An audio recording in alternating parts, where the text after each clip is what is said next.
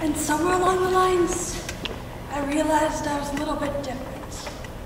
When things started happening here, and here, and here. My mother told me it was because I was a girl. Oh, a girl. No, never mind. Everyone learns the art of camouflage sometime during their teenage years. But these thoughts kept tickling in my brain that girl doesn't fit me. Girls don't dress so sloppy. Girls don't sit that way or act that way either. Girls aren't supposed to like other girls. I always was happiest when you called me a tomboy. And so, upon noticing these faults, I did what any rational person from my generation would do. I searched the internet. It didn't take long to find me. Transgender. Noun.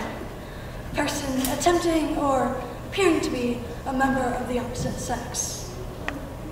But I'm not attempting to be a guy. I am one. And so I go through the checklist. Chop off my hair, buy this thing called a binder, which kind of looks like a sports bra, but really feels like a boa constrictor is hugging my chest. Sacrificing the ability to breathe in order to have peace of mind. Sneak out in the middle of the night to the 24-hour Walmart to buy myself a few pairs of boxers, pop my collar, and become a poster boy for one of those new Tool fashion lines. Find myself a gender therapist so they can validate my kind of crazy and prescribe me testosterone. You know, that one story that lowers girls' voices, makes them grow facial hair.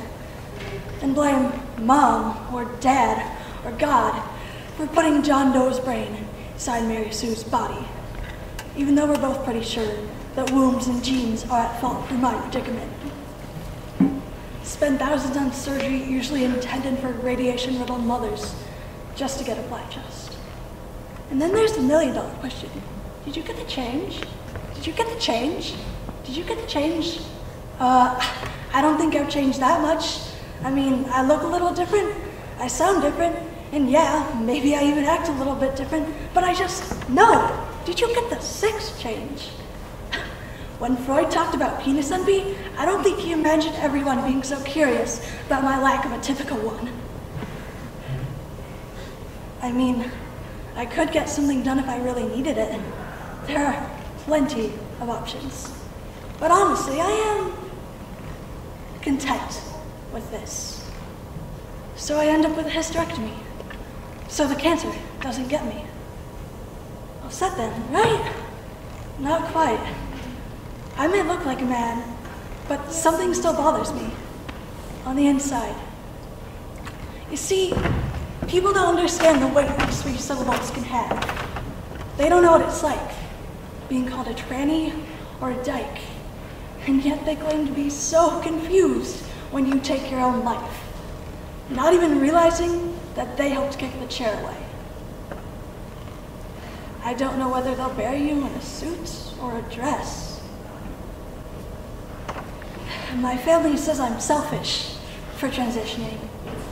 Some of the more radical feminists say I have betrayed their cause. But no matter how you twist my words, I'm not doing this to hurt you. You want to know what being transgender means to me? It means walking into the bathroom and hoping that this time, maybe this time, I won't get beat up. It means losing my job because my body isn't perfect. It means not knowing what to call my own genitals because vagina is a curse word. It means wanting a lover to stroke these scars on my chest and call me beautiful, even though I never believe them.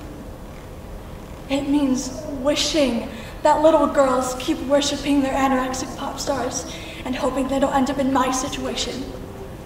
But if they do, that their parents still love them. It means turning on the news and seeing that another sibling of mine has been killed and wondering if I'm next. It means constantly being unsure of what the term man enough really means.